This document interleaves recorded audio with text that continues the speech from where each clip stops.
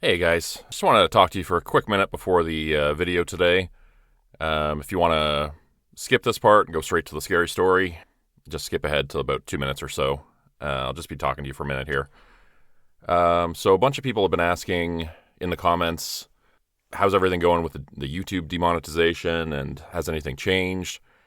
Unfortunately, there's still no good news, no new news. I am in contact with somebody at YouTube.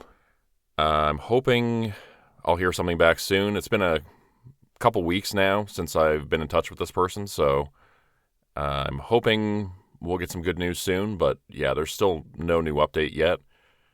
For anybody who wants to help support the channel, I am posting early and ad-free episodes on Patreon and on my Spotify, Jordan Grupe Horror on Spotify. So if you want to check me out there, it really does make a huge difference. Moving forward, if YouTube decides for whatever reason they don't want to remonetize me, I still want to continue posting to YouTube, but if things change in the future and for whatever reason they decide, they don't want to remonetize me at all on the platform, Spotify is most likely where the show is going to kind of find a new home. So if you want to follow me over there, it really does help me out a lot. I'll include a link down in the description below for Spotify and for Patreon. And I'm hoping in the near future we'll be able to get back to doing, if not daily episodes, 5 days a week, at least, 3-4 days a week, every other day. So yeah, that's my plan for right now. In other news, the Hollow's End book is almost complete. I'm hoping by the start of June I'll be able to start pre-orders for that. We've got a cover now. The book is like 95% complete. Just a few little fiddly things I need to finish up with it. So that's looking really good. I'm really excited for you guys to see the cover for that, actually. It's really looking good.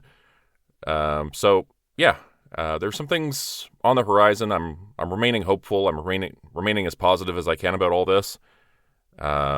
Even though it's definitely a tough situation. For those who didn't see my previous videos, the channel has been demonetized. This is my main source of income. I used to work as a nurse, and now I was doing YouTube for the past couple of years as my income source. So basically, that's gone now. So Patreon has become my sole income source, essentially. Spotify is almost monetized. If I get another 150 or so followers over there monthly, we'll be monetized over there as well. So please, if you can, follow me over on Spotify, and I will continue to have new stuff up on YouTube here as well. Just the frequency is not going to be quite as much as it was previously because of all this situation going on. So yeah. That's it for now. I really hope I'll have a good news update for you all soon. I hope you're all doing well, and I miss you all over here. I miss seeing you all in the chat and seeing you all in the comments, and yeah, it's been heartbreaking, honestly, to have to kind of stop doing what I've been doing because of all this. So yeah, I'm really hopeful that things will get back to normal, and I'll be able to see you all again and chat with you all again. We might have some changes in the future depending on what YouTube says. We might go to a face on camera, or I'm looking at different options. So let me know in the comments what you guys think I should do. If you think some visual changes to the channel would help. I'm looking at all options right now. So, all right, that's it for me. And this following story is written by Shadowthread Stories. I hope you all enjoy it. And I'm going to have some more stuff on the channel here for you soon. All right. Thanks, everybody. Have a great day.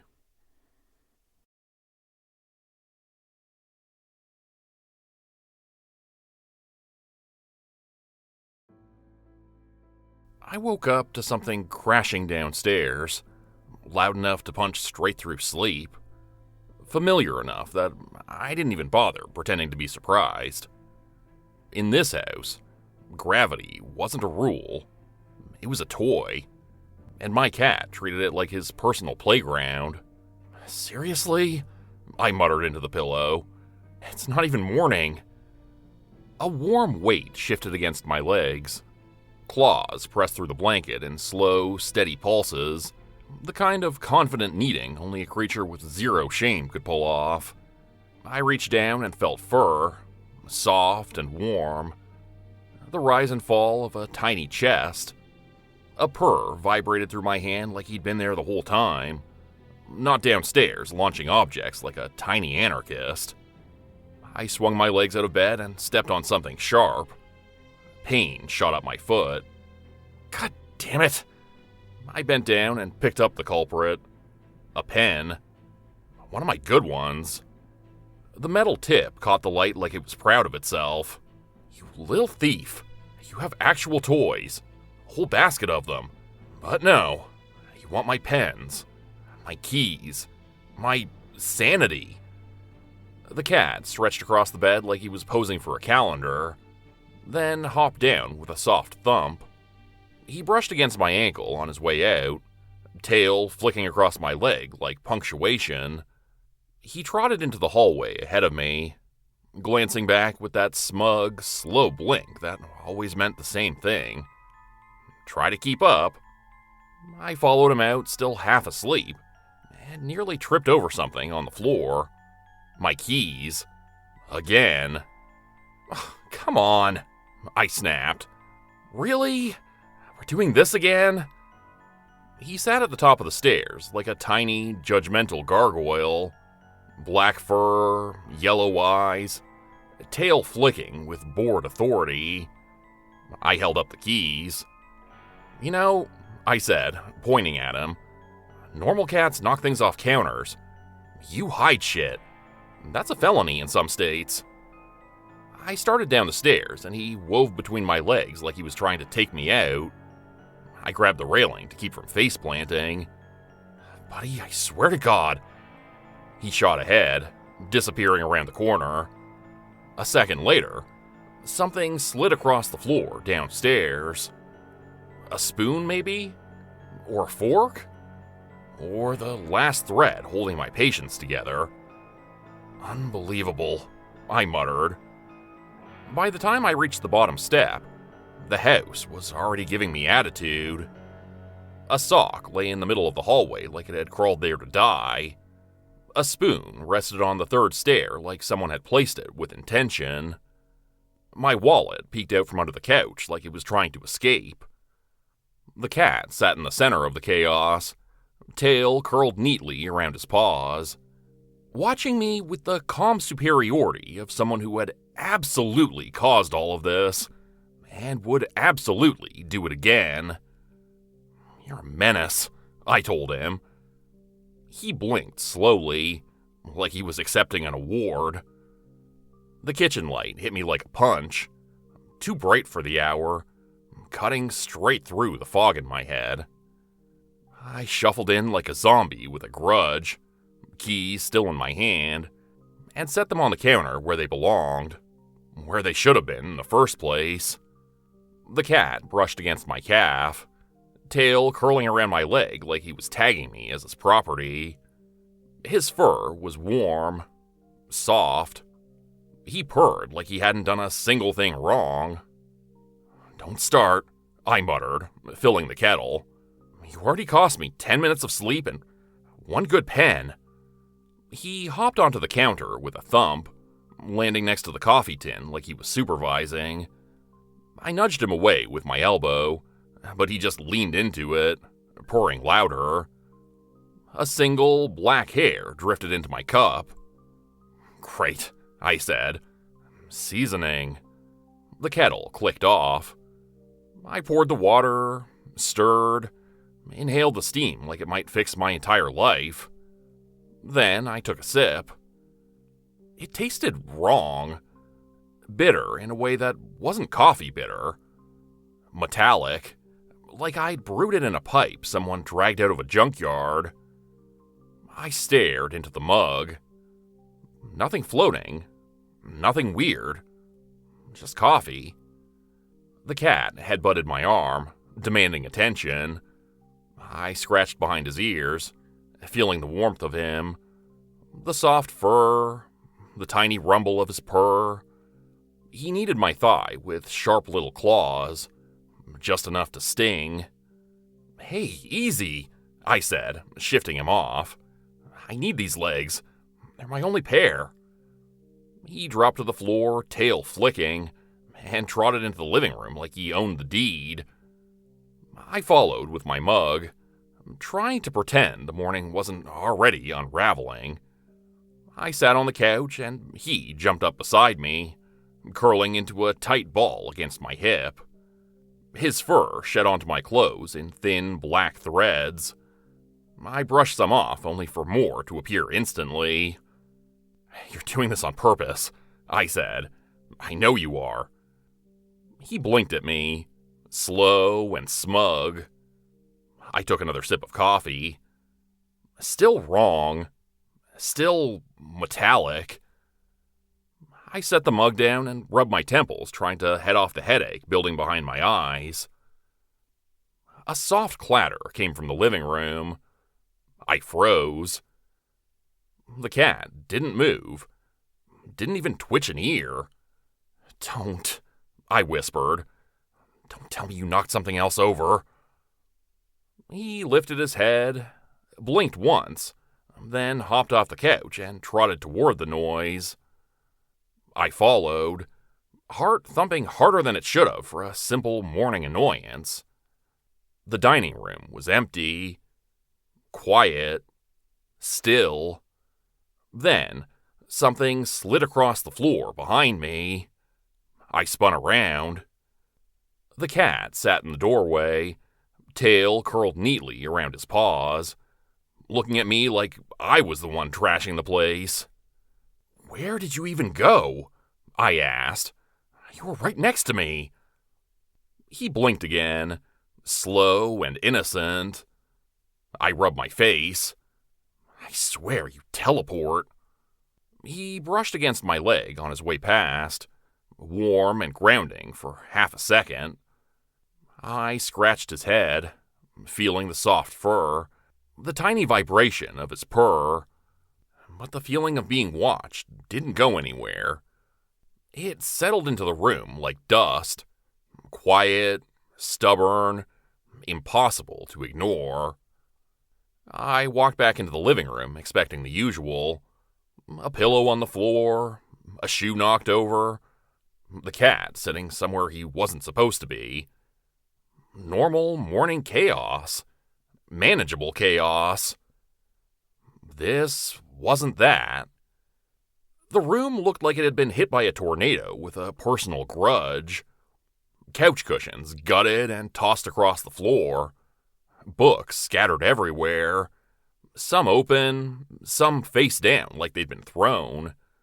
The rug bunched up in the middle of the room like something had tried to burrow under it.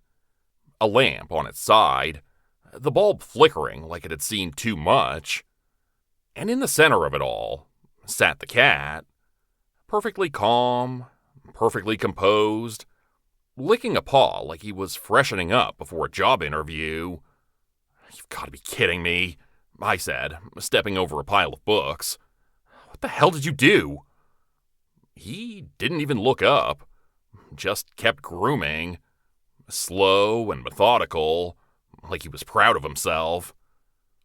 His tail flicked once, lazy and satisfied. I crouched down and picked up a book, one of the heavier ones, and flipped it over. The cover was bent, pages crumpled. I held it up. "This was on the top shelf," I said. "How did you even get to it?" He blinked at me, slow and smug, then stretched out across the rug like he was posing for a crime scene photo. A faint smell hit me. Trash. Not strong, but enough to pull my attention towards the kitchen doorway. The trash can was tipped over, lid off, contents spilled like someone had gone digging for treasure. "Unbelievable," I muttered. "You went feral." I stepped into the kitchen and immediately regretted it. A trail of coffee grounds led across the floor like someone had dragged a corpse made of caffeine. A spoon lay in the middle of the tiles, perfectly centered, like it had been placed there with intention. I closed the garbage, then froze. My phone was missing. I checked the counter, the table, the floor. Nothing. "Buddy," I called, stepping back into the living room. "Where's my phone?" The cat didn't move, didn't blink, just stared at me with that blank, innocent expression that somehow made him look guiltier. He meowed once, sharp, almost mocking. I stomped back into the room. "You're insane," I said. "You're actually insane." He rolled onto his side, exposing his belly like he wanted me to rub it. A trap. Always a trap. I ignored him and kept searching. I found my keys in the sink, my wallet under the couch, a sock in the bathtub, a spoon on the stairs, a pen in my shoe. Every discovery pushed my pulse higher. "You're doing this on purpose," I said, pointing at him again. "You're trying to drive me insane." He blinked, slow, agreeing. I dropped onto the couch, rubbing my face. Fur clung to my shirt, soft and warm. The cushion beneath me was covered in little black hairs. The cat jumped up beside me, brushing against my arm, purring like he hadn't just destroyed half the house. I pushed him off gently. No cuddles. You don't get cuddles after this." He ignored me completely and curled up against my hip, purring louder. "Why do you do this?" I whispered. The cat lifted his head, blinked once, then rested on my leg like he was comforting me. Somehow, that made it worse. I started searching the house like I was hunting for clues in a crime scene. The cat trotted ahead of me, tail high, glancing back every few steps like he was giving me a guided tour of the destruction he'd curated overnight. "Slow down," I muttered, stepping over a cushion. "I'm not a damn bloodhound." He ignored me, slipping around the corner into the hallway. I followed, rubbing the back of my neck, trying to shake off the sense that something in the air had shifted. It felt heavier, like the house was holding its breath. A soft scratching sound came from upstairs. I froze. The cat froze too, then bolted up the stairs like a furry missile. "Buddy," I hissed, gripping the railing. "Don't you dare knock anything else over." I climbed after him, each step creaking under my weight. Halfway up, something thumped above me, heavy enough to make the ceiling vibrate. My heart jumped into my throat. "Buddy," I called. "If that was you, I swear." Another thump. Then, silence. I reached the top of the stairs and found him sitting there, perfectly calm, tail curled around his paws like he'd been waiting for me. His yellow eyes glowed in the dim hallway light. "What was that?" I asked. He blinked once, slow and unhelpful. I stepped past him and checked the first room. Empty. The second room. Empty. The third? I stopped. My glasses sat in the center of the floor. The cat brushed against my leg. I reached down and scratched behind his ears, feeling the soft fur, the tiny vibration of his purr. He leaned into my hand like he always did. Then he darted away again, sprinting down the hall like he'd remembered something urgent. "Hey, wait!" I followed him into the bathroom. The door was half open, the light off. I flicked the switch. My toothbrush lay in the sink. My watch sat on the edge of the tub. A spoon rested on the toilet lid. "What the hell?" I whispered. The cat hopped onto the counter, knocking over a bottle of soap with his tail. It clattered into the sink. "Stop that," I snapped, grabbing it. "You're making this worse." He meowed, sharp and offended, then swatted at my hand. His claws grazed my skin just enough to sting. I pulled back and looked at my arm. More scratches. Thin. Red.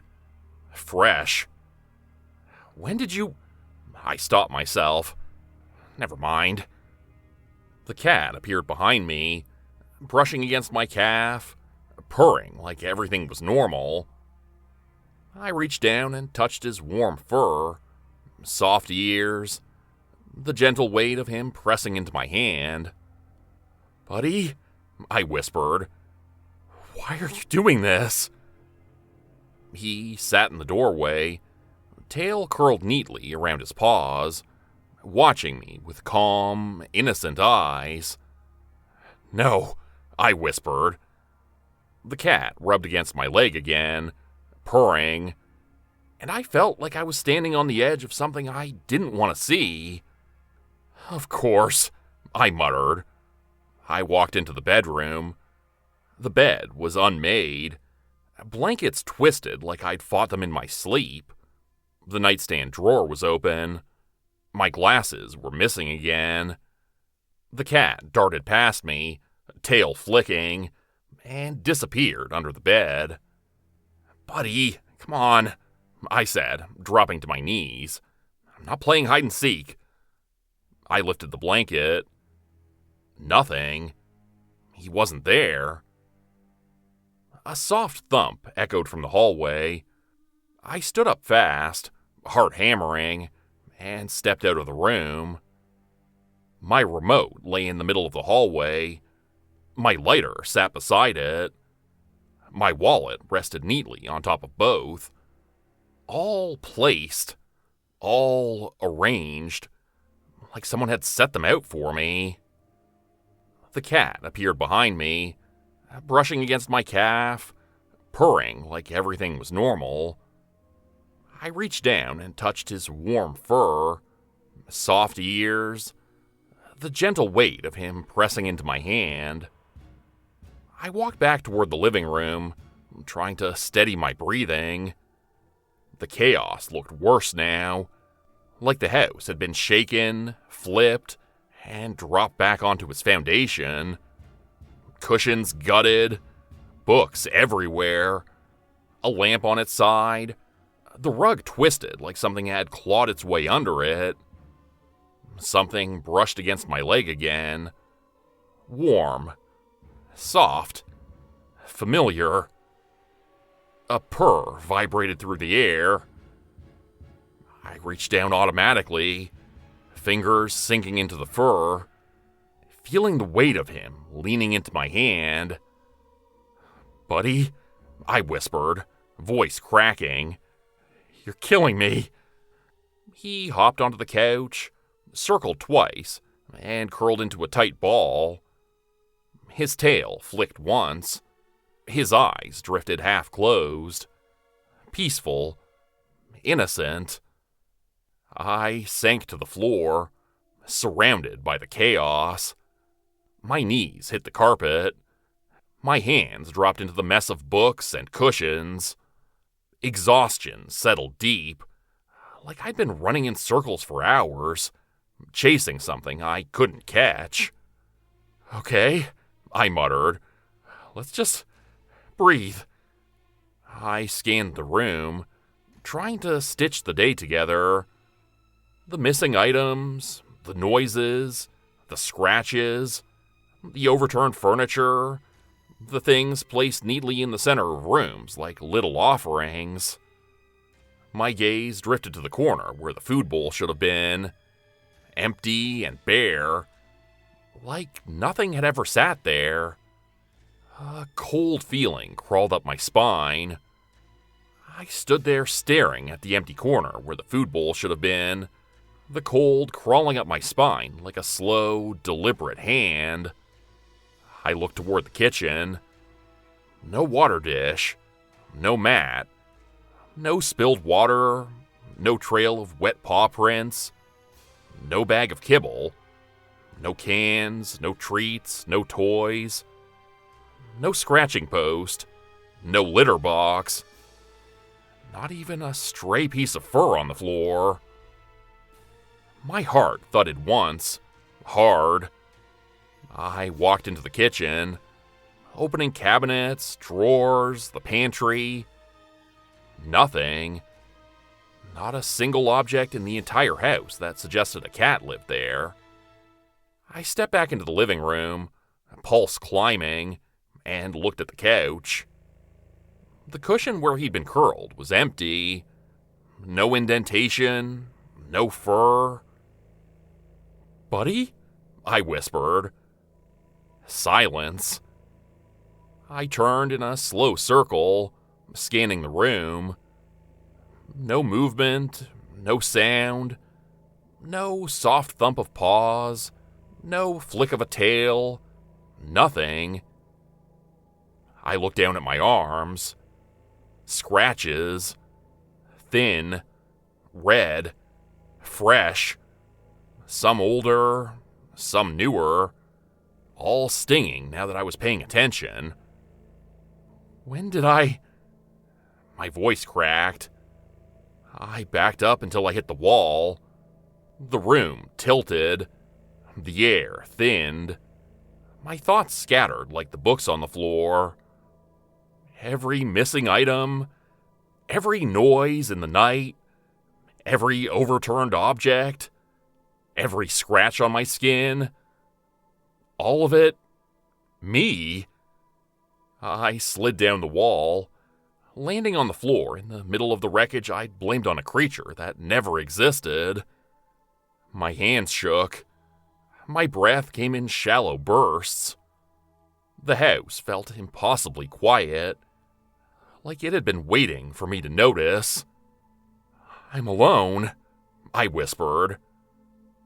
The words didn't echo. They just dropped into the silence, heavy and final. And for the first time, the truth settled in, with a weight that felt like it might crush me.